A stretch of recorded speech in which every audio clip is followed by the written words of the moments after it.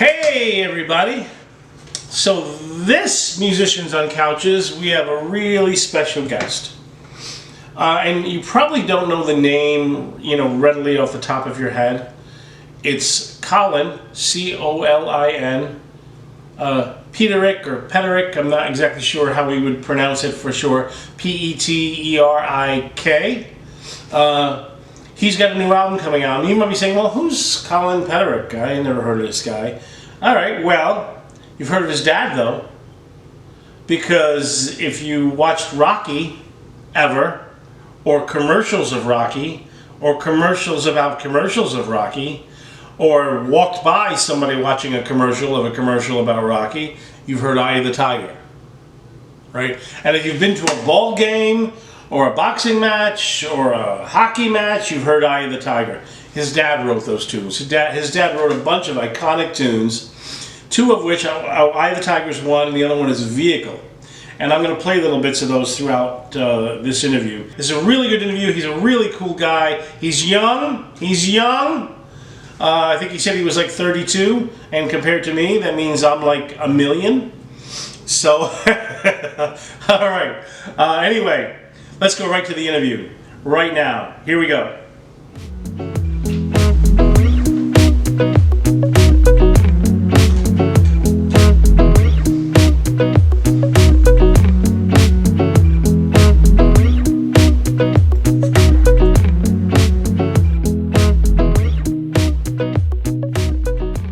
If you're not drinking, then you're not playing, but you've got the music.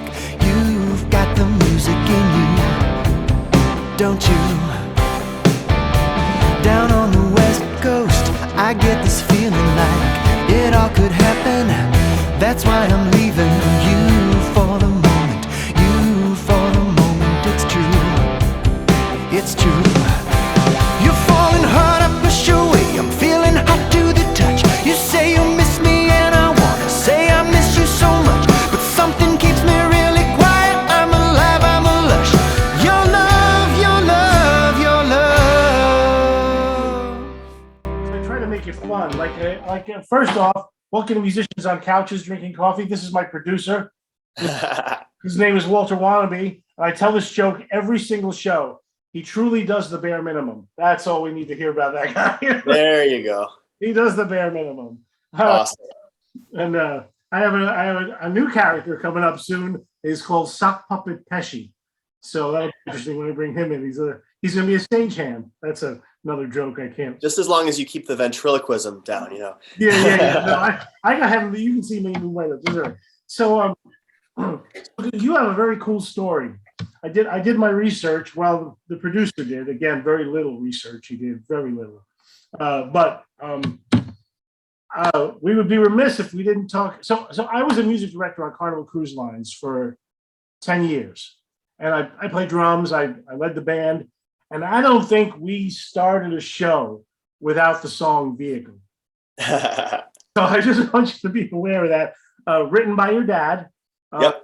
In the band The Ides of March. That's right.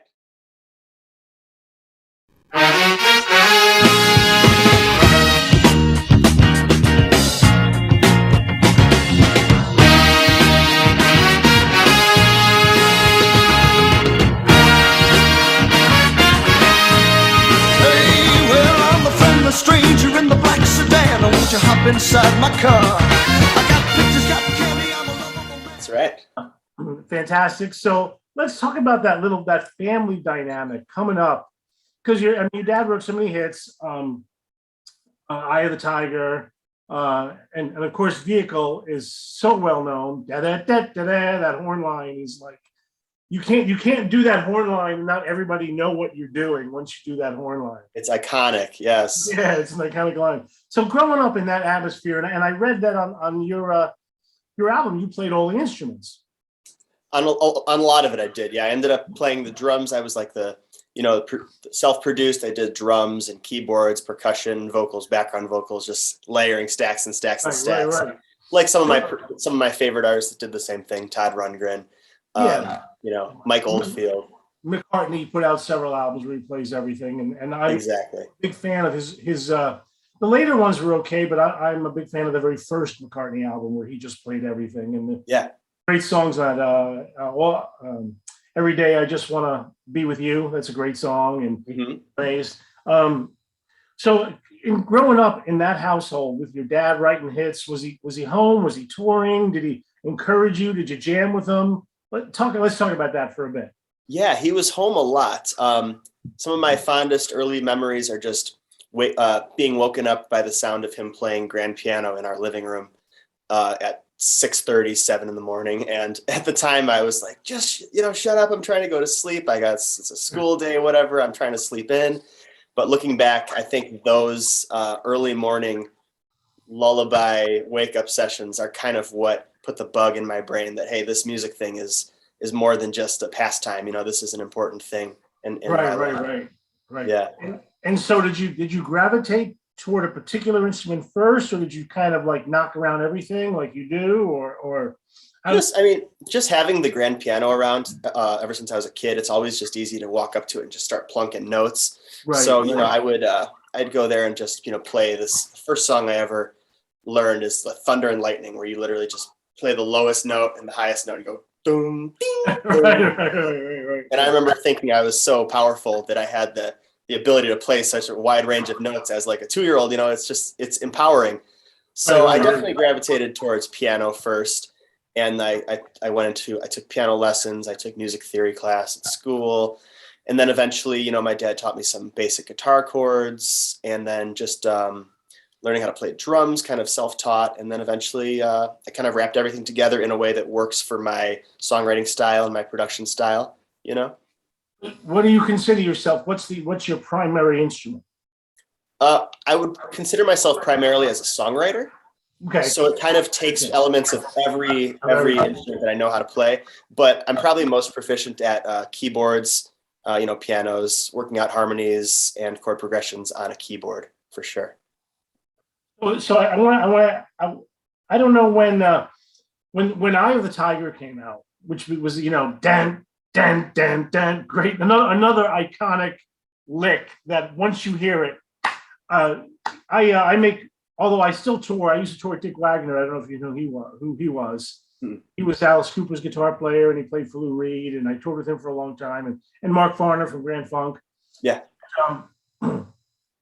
I teach. I make most of my income from teaching at Guitar Center, and teaching drums, obviously. And my administrator's 23 years old, and I told her I was interviewing you, and I told her who your father was, and I just sang the lick to Eye of the Tiger, and she goes, "Oh, the Rocky tune, Eye of the Tiger," and she's like 22. You know what I mean? Yeah. Way before she was alive, and she knew the tune. So, how did that affect you growing up? Did people around you know who your dad was, and did they treat you differently or anything like that growing up in that kind of family? Well, I always tell people, because I get asked this question a lot. I mean, I didn't know I was special. I didn't know any different. So I knew that it was kind of strange. Like, why are people coming up to talk to my dad at restaurants, but not other people's dads at restaurants? Right. So that was kind of like my baseline. And but yeah, I mean, I meet people every day that song has affected their lives in so many ways. And I think that song is, my dad always tells a story about how Sylvester Stallone called him and left a message one day, and they connected, and he asked him to write a song that would outlive both of them. And my dad's like, okay, no problem. Let's do it. And that's the story of how that song started. And I think it's a testament that, people are still listening to it, still using it to motivate themselves at the gym, motivate themselves to get through illness. Yeah. It's a great song, and it's iconic. So it's always a thing to me when people have, it's one thing to write one iconic tune like Vehicle, but your dad has a couple of iconic tunes, like I said, where if you hear 5 notes of it and you can tell the name of the song, the band who wrote it, and about what year it came out. And of course with Eye of the Tiger, what movie it's connected to, and star it's connected to, all of that. And that's a major deal. So obviously talent in your family is somewhat genetic. So I hope so. Yeah. Yeah. By the way, I usually cut these things up into clips because I have a longer one. I get the clips to get people to watch. So that thing about Sylvester Stallone's message will definitely clip. So it's Oh, cool. all right. So But I would, yeah.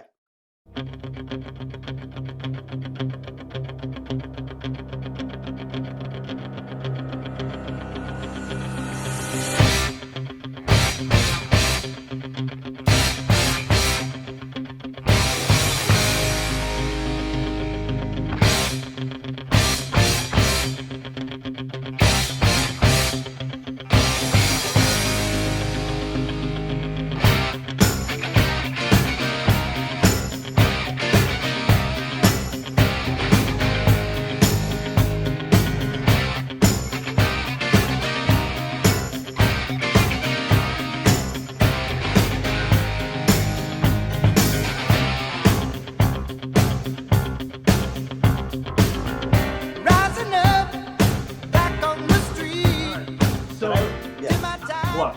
Good. I was going to say, I'd say that what you said earlier about, he has so many iconic songs and, hit songs. I think it speaks to his tenacity as an artist. A lot of people have a brush with success early on, and then as trends change and genres and fads change, maybe they get left behind and they give up and move on to something else. But he was able to persevere, and he founded a band, Survivor, 5 or 6 years after the Ides of March broke up, and was able to find success in that band too.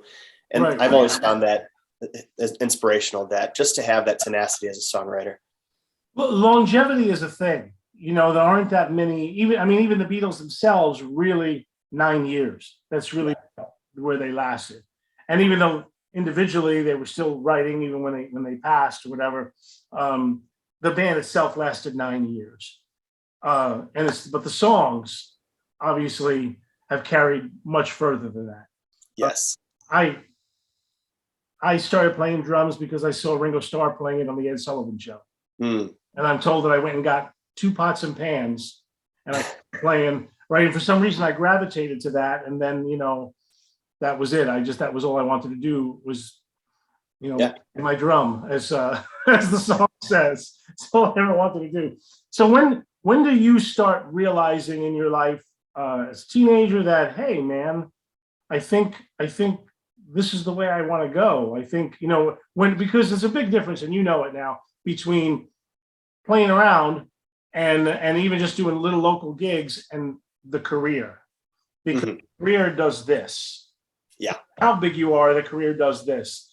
When I toured with Wagner, times I had lots of money and lots of things, and times where, I haven't gigged in a while. Gee, I wonder what's happening out there.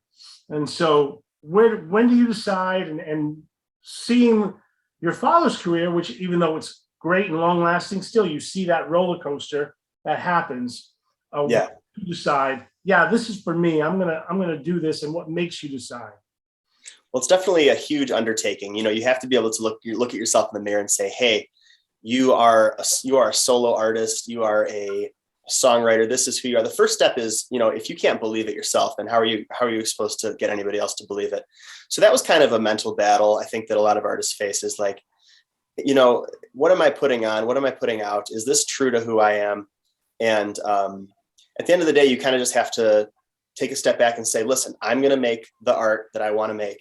And it's not up to me whether this person or this group is going to like it, or this group is going to become my fan or whatever. It's just, once it's just do the best work I can and put it into the universe and see what happens from there. That's kind of my philosophy. Because if you start thinking too much about, fan base and genres and trying to make everybody happy, then you end up with something that you as an artist can't even stand behind.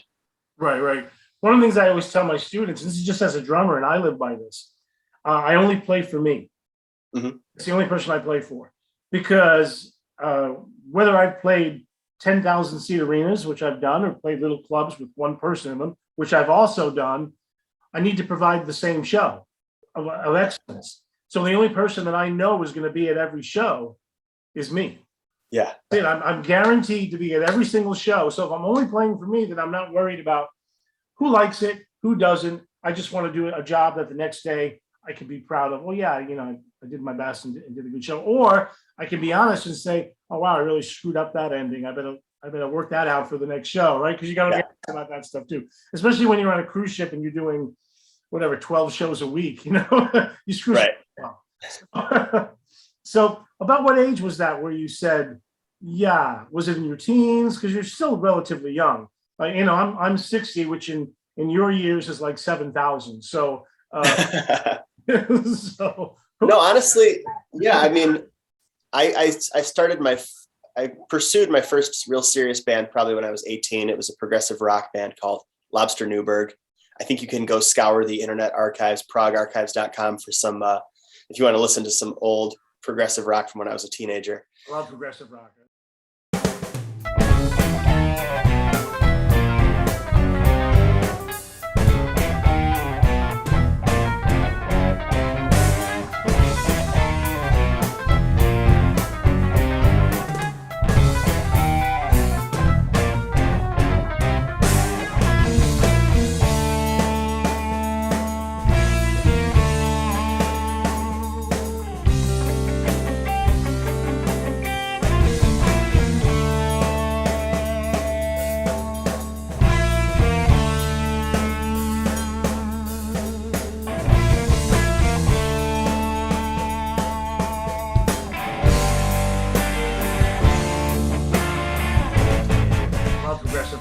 Yeah, me too. But after that, I kind of took a step away. I went to college. I learned about audio engineering. I opened up my own studio. I kind of opened up my own studio just to be able to network, meet a bunch of like-minded people, and also to fund my solo career, my music career. So I would take the money that I'd earned from other bands and hire session musicians to play on my records and you know, that type of thing. But then after that, you know, the studio thing is going well. I get married, I become a father. I've got 2 kids, a 5-year-old and a 3-year-old. Thank you.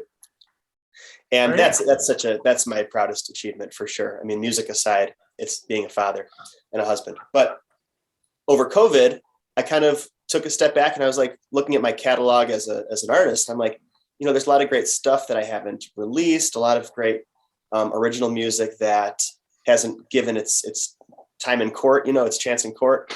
So I'm like, I'm going to take this time to compile my best songs, write a handful of new songs, get it mixed by a pro mixer, Craig Bauer, who's a Grammy winning guy. And he's just got a golden ear. He's amazing.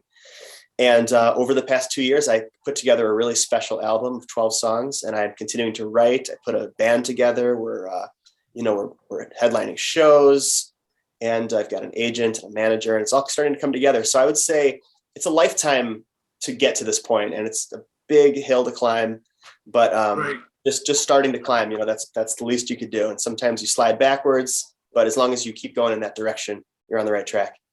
Great. I like the song. I listened to pieces of it. I like the song Smile a lot. Very positive. Thank you.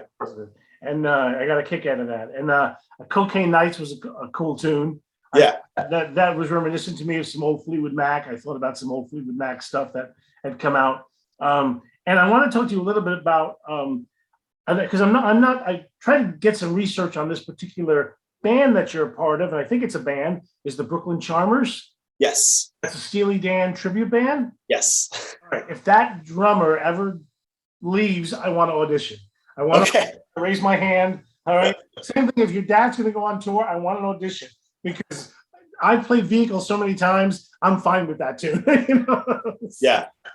But so how does I love Steely Dan. Matter of fact, my first drum cover I did on this channel, we do that too, was Dances on the Volcano, Phil Collins, Genesis, because I'm a prog rock fan. The one I'm putting out now, and I'm going to maybe trample on the goat's tails a little bit, was Asia, Steve Gadd, putting out that drum cover. So big Steely Dan fan. Yeah. How did that band start? Is that your project? Did you come aboard someone else's project? Yeah, that was, I kind of started it. I it was my favorite band in high school. There are 3 bands that changed my life. The first was maybe 13 years old. I first heard King Crimson. I heard In the Court of the Crimson King. I was like, whoa, how can there be an album with only 5 songs on it? Like, this must be I must not be buying the right CD. You know, I bought a compact disc. Right. And I look on the back and I'm like, this isn't the right thing. There's only 5 songs on it. So that band changed my life all throughout high school. And then going into college, Close to the Edge had 3 songs on it. So for yes. me, yeah. but King Crimson was always my favorite, just because they were kind of like the pioneers, 1969. Right. But I love Yes too, and Genesis, of course. And then Steely Dan was the other one. When I discovered them, I was like, whoa, this is kind of interesting. It's not weird time signatures. It's not super experimental, but it's really colorful, really jazzy, really rock, 2 guitars and great lyrics.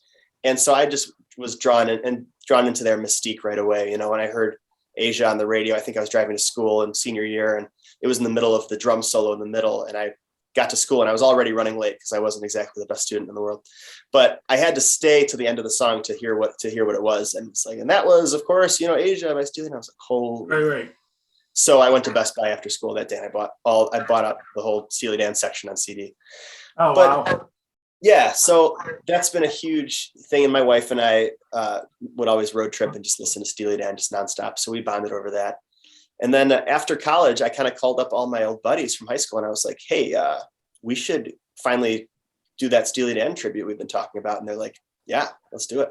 So it's kind of a passion project. I think we all took it on as a way to challenge ourselves, because, we've been in a lot of them are in like Grateful Dead bands or Allman Brothers bands, or doing like classic rock stuff. And I was like, let's really challenge ourselves. Let's do this right. Let's do a stripped down 5-piece Steely Dan the way they started back in 1971, 1972, before the horns and before the singers and the budgets. Let's strip it back down to basics and do it right. And I think we put out our first video, Josie, maybe 3.5 years ago, and it got like 1 million hits in a week. And we're like, hey, I think we got something here. We got a couple calls from booking agents, and we were off to the races. Yeah, that's great. Steely Dan, I think I call Steely Dan the gateway drug, because I think Asia came out in 78. I think that's the year that album came out, 78 or 77. 77, I think, yeah. And I had known Steely Dan, but I had known like Reeling in the Years and that kind of stuff, right? And then I heard Asia for the first time, and I was into Yes and Zeppelin and that kind of stuff. But once I heard Asia and I heard Gad do that thing, I thought, oh. And the next thing I know, I'm going down that path of Chick Corea and Return to Forever, which led me to Miles and Art Blakey. And I mean, my vinyl collection is tons of Count Basie and Woody Herman. That tune started like that tune. I remember, I think I was in my car too, heading to school, and I listened to it or something, and I thought, what the hell is this? A solo and a pop tune like this, and the guy, obviously Gad is one of my heroes. A couple of times, very cool guy. So that's cool. So Brooklyn Charmers is still going. Does that gig on a regular basis, or mostly around Chicago? Do you tour a little bit? Yeah, we have our agency is booked in New Jersey, so they book us on the East Coast a lot, Midwest, and in between. We haven't been out West yet, but we have a large, really awesome fan base and community online that they want us to come to Ireland and all this stuff. Nothing in the works yet, but we've probably got a dozen shows between now and the end of the year. Check out brooklynfarmers.com for all those dates. Yeah. Does it rehearse a lot? Yeah, we actually rehearsed for maybe 9 or 10 months before our first show. Once a week. Wow. Once a week for like 10 months, and because there's a lot of heat on these songs. Like, you're trying to do the intro to Don't Take Me Alive, and if you mess up even one note, everyone in the audience is gonna know. Now, luckily, I'm not the guitar player in the band. I play keyboards, but there's a lot of heat. These iconic solos and iconic songs. It requires that dedication. At least we think so. My dad was struggling with Alzheimer's for a little while, and I moved back to New York for a couple of years to help out. And I ended up auditioning for this Genesis tribute band and got in. And they had already been going, but I don't know, they were having struggles with their drummer, and I got in, I started doing it. And I had never done a tribute band before that band. And I would have audience members come up to me and go, oh man, you sounded great, but there's this fill that Phil Collins does, and they would air drum it. And I was playing exactly what they did. And the keyboard player says, yeah, when you're with us, you kind of got to play exactly what Phil did, because they're doing it with you. And it's the whole, and when you're used to getting the essence of what the performer did, but maybe not note for note exactly. And I realized, I have to nail this fill, tom for tom, left hand for left hand, right hand for right hand. That whole different animal, very different animal. That's For you, I would think it's very different than doing your own stuff, which is just coming from your heart. yeah. What you feel. Yeah, I was going to say that's the other thing. The Genesis fan and the Steely Dan fan, their audiences are very discerning. You know, they're diehard. They know every single note too. So there's not a lot of room for forgiveness. But Yeah. going off and doing that band for so long, and then finally branching off and doing the solo band. I mean, I love performing, but so much freedom. And when you feel like you're singing to the audience and your own words are coming out of your own mouth and you can feel it in your heart and your chest, there's nothing better than that. So, you know, I've always wanted to, you know, put together my own solo band. And luckily I found an amazing group of guys, and we support each other. And I'm very fortunate to be playing with my friends. And yeah. While I'm still here, if you come to the Detroit area, I definitely want to check that out. So Yes. I'll touch with Melissa. If I hear from her that they're coming this way, I will definitely, and maybe we'll do I did it with the Moody Blues, because I had the entire band of the Moody Blues except for John Lodge. And when they came up and they played here, we went backstage and we did a Musicians on Couches on Location show. It was wonderful. Cool.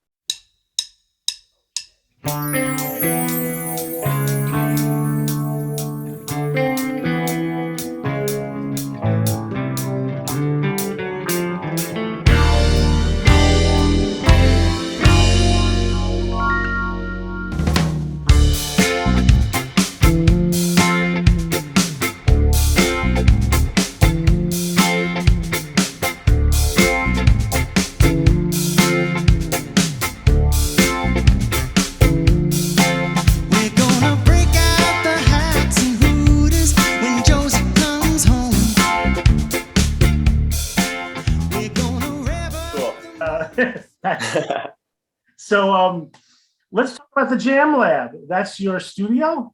Yeah, I'm here right now, actually. And so the Jam Lab, so because I hate to put you on the spot, but you're young, you don't care. How old are you right now? Me?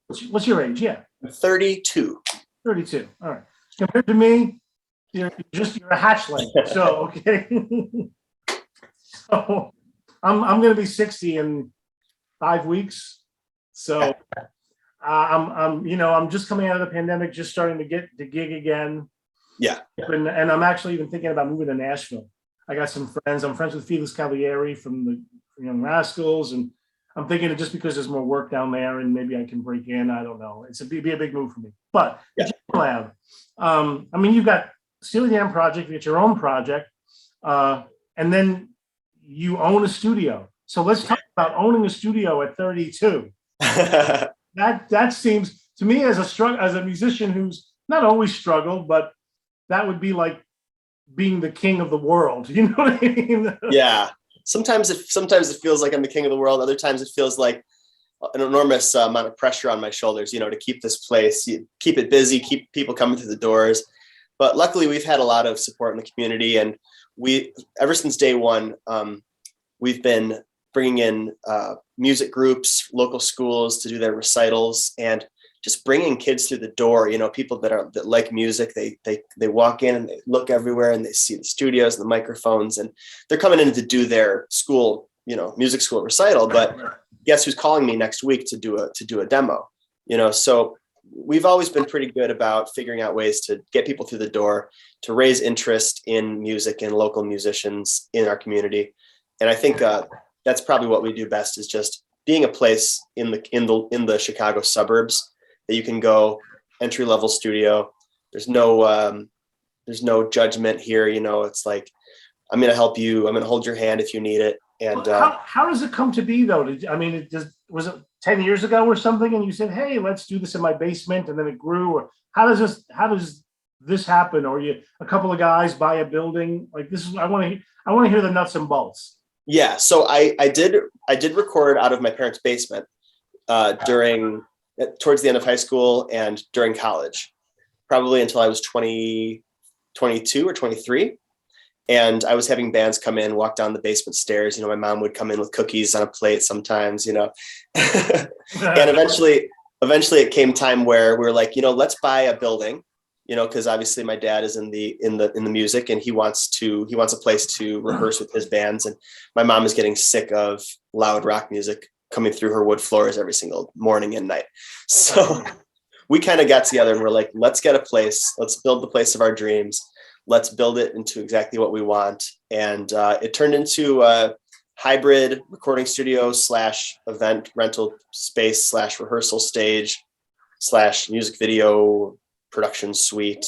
And it kind of grew really slowly over the years. But today we're doing, weddings, we're doing music video promos, we're doing full albums for bands. We're doing, we had the Goo Goo Dolls come and do 2 weeks of rehearsals before the pandemic. And so we're kind of on the map. During the pandemic, we did live streams for bands. We got really into that, give bands an opportunity to make some money with virtual tip jars. So that was cool. And it's kind of like a family business. My dad uses it. I'm the chief engineer here, and I do all the business side of things. But if his band needs to rehearse, he comes here, and I'm the first one to let him in and let him out. So, well, in the description, we'll put the address and everything like that, so people can check it out. And I'm sure you have a website for it, right? Yeah, thejamlab.net. Jamlab.net. So people can come, and maybe the Chicago folks or other people can come and book it for recording, rehearsal, whatever you guys are doing there. Exactly. And you together on that, is your dad involved in any production there, producing people, or is he just doing his own little recordings, his own stuff? Well, he has a home studio still, much to my mom's chagrin, in the upstairs of their house where they live. So he does a lot of his production from there. But we use this space a lot for if he has a large session, let's say we have a choir we have to record or something. And actually, the Ides of March recorded their most recent studio album here in our new live room. So he does. If he can do it at home, he'll do it at home. But otherwise, he comes here and does the productions. Now, which struck me, your new album, which I understand is going to be released on the 14th of June. Is that the? That's right. Okay. With all your studio and everything, I read that you did not mix it yourself. You mixed out. So what did you want an outside thought, an outside idea? See, my producer does do he's a stuffed animal. So he does do some research occasionally. He's not very good at it because he can't see or hear. So that's his only really downside. I don't have to pay him. So, yeah. Well, but to answer your question, I consider myself a decent mixing engineer. But for this particular project, I'm too close to it. It's right. like I wanted to get an outside ear, get an outside influence on it. And I also wanted to add just a little bit of extra credibility. Craig Bauer is an amazing mixer. He's a Grammy winner, multiple Grammy nominee, and he knows his stuff. And so my goal was to just, hey, let's see if this guy, I'm going to send him a song, see if he likes it, see if he bites. And he called me right away. He's like, dude, this is killer. Let's talk. And he sent me the first mix, and it knocked me on my ass. And I was like, okay, you have to do the whole thing. And I've got working mixes of some songs in the albums, and sometimes I do a comparison. And I'm glad I went with Craig. At the end of the day, I think my mixes are good, but he was able to come in without without these preconceived notions of what everything that's going in my head, as an artist, songwriter, and musician on the stuff, and just strip it down to what needed to be there, strip it down to the best it could possibly sound, and that's what we got. I've had a bunch of people on the show, from Carmine Appice to Mark Farner, all sorts of people that I have not had, here's a big word for me, multi-instrumentalist. That writes songs. So this question was in my mind, and I used my official Spider-Man approved clipboard with my Spider-Man approved questions, which I use because Marissa Tomei has a big crush on me. She doesn't know that, but she actually does. She doesn't know that, but she does. She doesn't know it, but she does. She does. It's heart-wrenching sometimes because we're so far away. But and Well, I hate to bring it up because I know you got enough pressure on you already. But we agreed to get married as soon as you won your first case. Meanwhile, 10 years later, my niece, the daughter of my sister, is getting married. My biological clock is ticking like this. And the way this case is going, I ain't never getting married. But pretty silly and stupid. So, but when you write a tune and you're doing everything, do you cut the drum groove first or the bass groove first? How does that happen for you since you've got everything in your head and you're playing everything, or at least using drum machines and that kind of stuff? What are you doing first? How are you building that tune? Usually what I'll do is let's say I wrote a song on piano. I will cut the piano part to a click track. Okay, right. And do the piano. And then I'll go probably next, I'll do like a scratch vocal, and then next I would go down and lay down the drums and then the guitars. And then if I have to, I'll go back and delete the old piano and record the piano again, because now the way that the drums and the guitars and the scratch vocals and the bass influence me to play the piano differently. And so you can go through multiple generations of this where you're constantly, you're constantly updating. It's kind of like having it's as close as you can get to like rehearsing with as a one-man band. Picture all of these iterations as like rehearsals. And the more you do it, the more the parts get fleshed out. And eventually you have something that starts to sound cohesive, because, you can record something piecemeal and it might not sound cohesive at all unless you really work out the parts and work out the arrangement. And that can be the challenge, to do it by yourself, because you can't, do it in real time. You have to do it step by step. Well, when I record and I'm, as a drummer, I'm always usually reacting to the bass player. Usually we record bass and drums at the same time. We lay down something and then we find something that we like, and we're sort of reacting to one another. So I was interested in your mental dynamic of it. When you're laying down the drums, are you mentally reacting to the bass that's not being played? Well, the one that's being played in your head? Because I love the way people think, and especially artistic, talented folk, because we all think differently than the rest of the world. They don't really. Yeah. I'm even left-handed, like I fit with the rest of the guys. You know what I mean? Yeah. So I set up with a lefty kit. So just like Phil, me and Phil look exactly alike. So I fit with the Genesis band.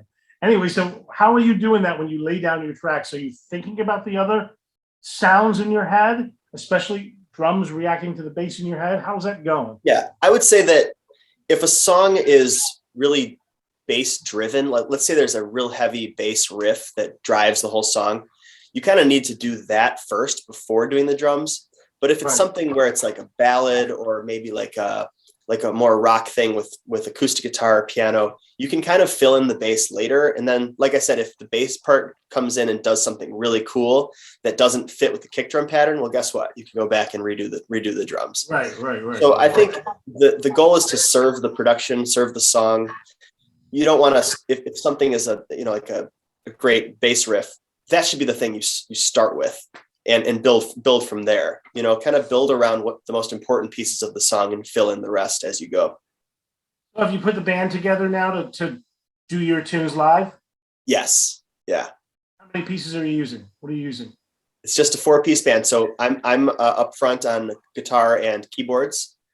Then a bass player, Kevin Campbell, on bass and vocals. Amazing lead guitarist Matt Hines on guitar and vocals, and then Alex Zaravica, the same drummer in Brooklyn Charmers, on drums. I just love working with him. All right, and I hold no ill will against him because he's doing the Steely Dan band. Yeah. Well, if we're ever in Detroit, you can sit in. Okay. Oh man, and I'll try but with Steely Dan, I would think it's a little bit looser where the drummer doesn't have to note for note it like Phil Collins. I would think you could get, if you're close, be like Piccaro stuff. I love Jeff Piccaro stuff for Steely. Yeah. And do you guys do your gold teeth roll? We do. Yeah, we do a medley of both of them actually. You can look on YouTube for a Gold Teeth medley by Brooklyn Charmers. Cool. That'd be so great. I love the little 3 thing that Jeff does in 2. That is just so cool. That's when I started cutting my teeth on the first time I heard the Gad solo on that, and then through the years, that's why for the drum cover, I've been to many clinics with Gad, and my cousin is Rob Wallace. I don't know if you know that name. He is the owner of Hudson Music Publishing. They did all Rich tributes, and through him I got to meet Steve Gadd a few times, who, by the way, is one of the nicest people. Like, he's the most, well, I have like, he'll say this, I got like 5 rudiments I use, and I just use 5. I do it really well. He says those kind of things. Like, you do them like really well, like better than anyone else. And, and so that's one of the reasons, like, for him. And I'll send you a copy of it when I do the drum cover of Asia. Okay. You let me sit on that tune and to the other guy. There you go. Italian. I got to get some love too. So Melissa told me to mention this, and I want to do it because this channel we talk about everything. Well, first, how did COVID affect your career? It affected my career in a terrible way. But the good news is I was watching Jerry Seinfeld, comedians on couches, comedians in cars drinking coffee. And I thought, oh, well, I'm sitting on the couch. I'm going to do one with musicians. And that's how the show started. And I went to tour with Mark Farner. I called him, and he was like one of my first guests. And now he's got 10,000 views because, of course, Mark Farner from Grand Funk wants to talk to him. So, I've played with Mark. He's an awesome guy. Loud guitar amp. A great guy, and he still sings well. He's 32. He's still doing it. He's touring now with his American band. So how do you get into skateboarding? When does that start? That's what Melissa mentioned, that you're like the skateboarder. And we'll go back and we'll talk a little about how COVID maybe affected your career. I think skateboarding was my first love even before music. I really bonded with the culture. I was probably maybe 11, 12 when I got my first board, and going down to the park and just skating with kids that from all different backgrounds. But the one thing that is common is the love of skateboarding, and, tying skateboarding to songwriting. Skateboarding culture is all about, begging for forgiveness rather than asking for permission, and hopping fences, climbing up on rooftops and skating where you're not supposed to be, and, stuff like that. And I think it's that fearless attitude that you need to take into being an artist as a songwriter that gives you a chance. Have you competed with that stuff?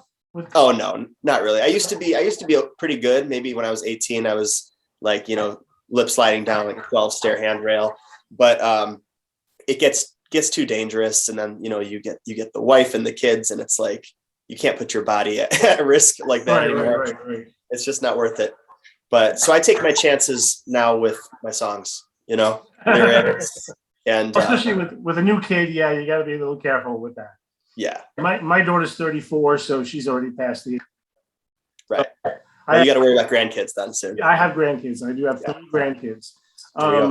So when COVID happened to me, I never got COVID, but just the shutdown. I talked to Mark about this too. We talked in Carmine. The shutdown really affected me psychologically, because I was used to playing, touring locally, anywhere between 2 and 4 gigs a week, plus my teaching. I've been making a living off this, whether it be cruise ships or, I went to Berklee College of Music, all that stuff. I have my jazz performance degree, which I use in case I run out of toilet paper. It's very good. You need to have it.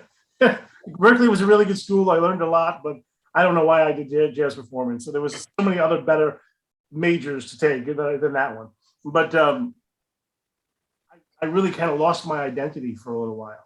Yeah. So doing the Zoom thing kind of helped me out, and then starting the channel. And the channel received some accolades because people liked it, because we're just having conversations. We're just, I'm not really doing a lot of technique. You can get that anywhere else on YouTube. Here we're just going to talk to guys maybe that you want to talk to. So how does it affect you and your family? And did you have your kid already? Like, what was going on? Yeah. Let's see. My daughter was 3, and my son was just born. So he kind of grew up not knowing anything.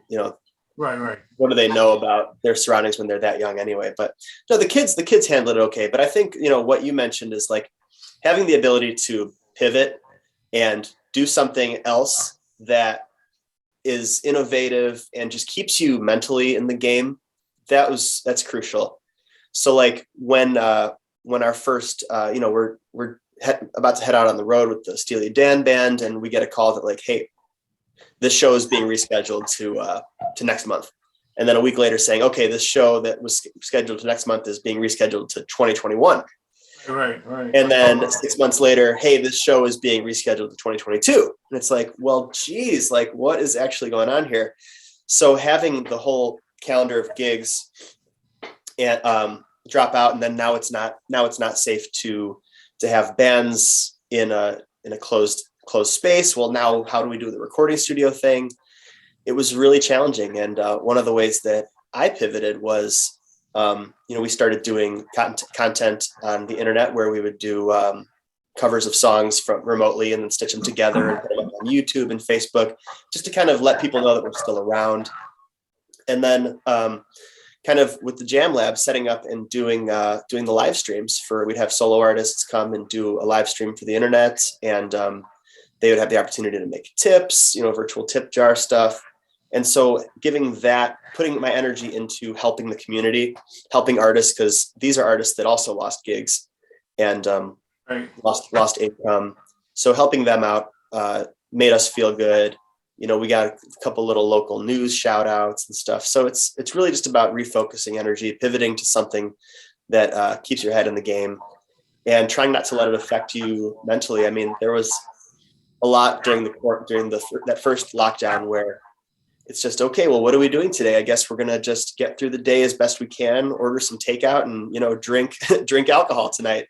And that worked for a spell, but that's not a long-term strategy.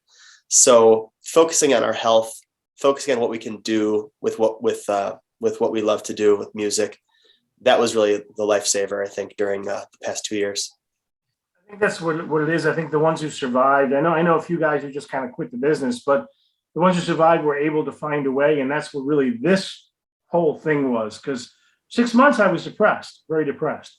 And then I actually talked to Melissa, and she was working with Mark. And I said, oh, I know Mark. Let me talk to Mark. Maybe he'll come on. Because nobody was watching the channel at that time. Like, I had 4 people, my daughter, the 3 grandkids, they were watching the channel. That was it. And I thought, well, if I get Mark to do, and then I came up with the idea of musicians on couches because I thought it was funny. And obviously Mark Farner is a big the one of the only people to beat the Beatles selling out Shea Stadium, and he'll tell you that. He'll that. My favorite part of his interview is when I said, Mark, so you sold out Shea Stadium in 72 hours. And I love Mark, but he said 71.3. He said that. I love that. I was like, yeah, one for the Americans. We beat the Brits. All right. Yeah. But well, he's the real deal. You watch, go watch, anybody watching, go check out a video of Grand Funk performing in like 76, Mark with his shirt off, just running on stage like a true rock star. Yeah. He's the quintessential rock star for sure. He is. Yeah. I don't know what rock star is. It's Mark Farner. And exactly. So, and like I said, his all of his videos all the clips are 10,000 views, 7,000 views, 8,000 views. They're all up there. And that's what got the ball rolling on the channel, because people, he's interviewing Mark Farner, right? And then got Carmine Appice, and we kept going. Even Stanley Gennaro, who played drums for the Monkees for 20 years, I'm working on Mickey Dolenz. I'm working on Mickey Dolenz. I'm going to have him. And he's another one I want to audition for. So, so what would be the first tour date for, and what is the name of the new band going to be? Is it just going to take your name? Just my name, Colin Peterik. That's right. Colin Peterik. Okay. That's real original. When's the first tour date, and where is it with the new band? We are playing City Winery, Chicago on April 5th. It's right around the corner. I'm going to be headlining. It's really exciting for us. We're going to do a 75-minute set. We're going to do a handful of songs from the new album, a handful of brand new songs that we're working on the second album. By the way, the second album is going to be more of a group effort. I love the experience of doing the one-man band thing on the first album, but the second one I think is going to feel really cohesive. We're really drilling these tunes, and I think it's some of the best material I've written. So I'm really excited for that, and a couple covers too. So keep things interesting. And again, that's April 5th, City Winery, Chicago. And where will the tour take you? Will it be mostly the States or Europe as well? We'll see. I mean, I'd love to. There's a lot of great response in Europe. I'd love to go to London, go to the UK. But distant future, definitely the US. Check out colinpeterik.com for all upcoming tour dates. All righty. We'll get everybody connected to your website. And Well, best of luck to you. Yeah, thank you very much, Colin. And I will take you up on that offer of if you're ever in the Detroit area with the Brooklyn Charmers. Besides, I was born and raised in the Bronx, so I come from that part. So sitting in with a Steely Dan tune would just make my life. That would be great. That would be great. So, all right, what's your favorite Genesis album? I would well, it's two. I would have to think, but the one that I listen to the most is Trick of the Tail. That's the one I listen to from start. Like, as crazy as it sounds, I work out or whatever 3-4 days a week, and that's what I'm listening to in my headset. Yeah, I love how the songs go one after the other. It's just one full thing, and of course, "Dances on the Volcano" is just an incredible song with a great melody line, and that would be the top. My favorite song to play when I was with the Genesis Tribute Band was "Watcher of the Skies." Mm-hmm. Just amazing. I'm also a Peter Gabriel fan, but for Genesis, Trick of the Tail. What about you? I would have to. Lately, it's been "Wind and Withering." Oh, really? Amazing album from start to finish. I mean, it kind of came out at the tail end of the progressive rock trend, But I think if that album would have come out earlier, it would have been regarded today as like the top 5 prog albums of all time. I just think it's so good. Now that you're saying that, I'm gonna have to listen to that all the way through again, just to reacquaint myself with it again, because I really do listen to Trick of the Tail probably once a week. That's, because it's just such a. I like the brilliance of it, of the fact that, and then of course that Peter had just left the band and Phil had to jump in and sing. Mm-hmm. This dynamic of what do we do now, and here they have, to me, a work of genius, like from start to finish, and I love that about that album. They threw some of it's thrown together, but man, thrown together pretty well. That's some interesting stuff. I love Squonk on that album is just like, it pumps me up so hard. Yeah. I'm gonna, when I send it, I'll send you the clip of "Dancing on the Volcanoes" too. You'll get a kick out of the cover of there's the one crazy roll he did, which I made sure for the Genesis fans nailed it exactly the way Phil did it. Nice. Thanks for coming aboard, and you'll hear from me in about 10 to 14 days or so. All right, absolutely. It was a pleasure, man.